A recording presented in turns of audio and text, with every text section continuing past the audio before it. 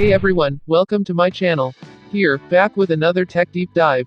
Today we're looking at Windows 11 version 2.5H2, the next major update from Microsoft. It's not a full OS overhaul, it's delivered as an enablement package, meaning the download and install is quicker than traditional feature updates. Over the next few minutes I'll walk you through what 2.5H2 is, what's new, what's removed, how to install, and whether you should jump on it now or hold off. Let's jump in. What version 2.5H2 really is. First, some context. Windows 11 version 2.5H2 shares the same codebase as version 2.4H2. Microsoft states that 2.4H2 and 2.5H2 use a shared servicing branch, and the update is delivered via an enablement package (EKB), so if you're already on 2.4H2, upgrading to 2.5H2 should be as simple as a reboot. That means minimal install time. Compatibility is basically the same. It might not feel like a major upgrade to the user. So, if you were expecting radical UI changes or big new flagship features, you might be disappointed. Key new features and changes. So, what has changed? Even though it's incremental, there are meaningful updates. Settings app overhaul. The For Developers page is now advanced, new grouping of settings and better UI organization. Passkey and third-party provider support. You can now integrate external password managers, e.g., 1Password for Windows Hello Sign-In.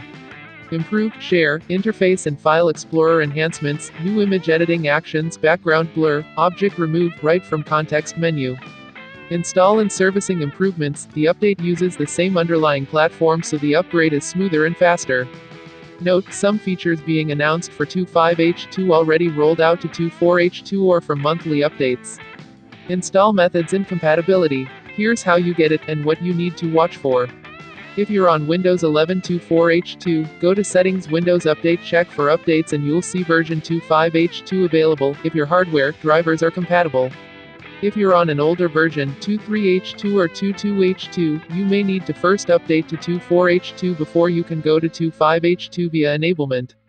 For Enterprise, Education editions, you'll get a new 36-month support lifecycle for the 2.5H2 branch.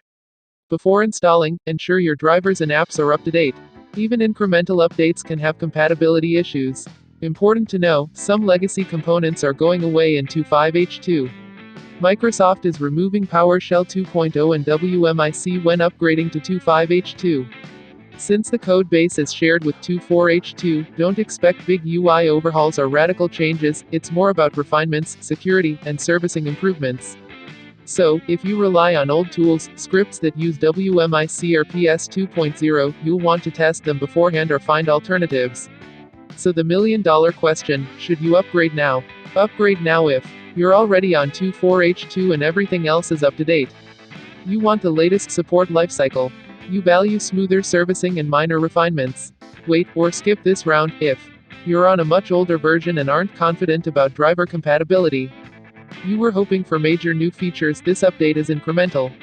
My opinion, if your PC is stable and you're comfortable installing updates, yes, go ahead. But if you're cautious, you're not missing much by waiting a little longer. In conclusion, Windows 11 version 2.5H2 isn't about big visual changes, it's about refinement, reliability and servicing improvements. If you're already on 2.4H2, upgrading is easy and safe. If you enjoyed this breakdown, hit like and subscribe for more OS updates and tech guides. Drop a comment below, are you upgrading to 2.5H2? Why or why not? Thanks for watching, I'll see you in the next one.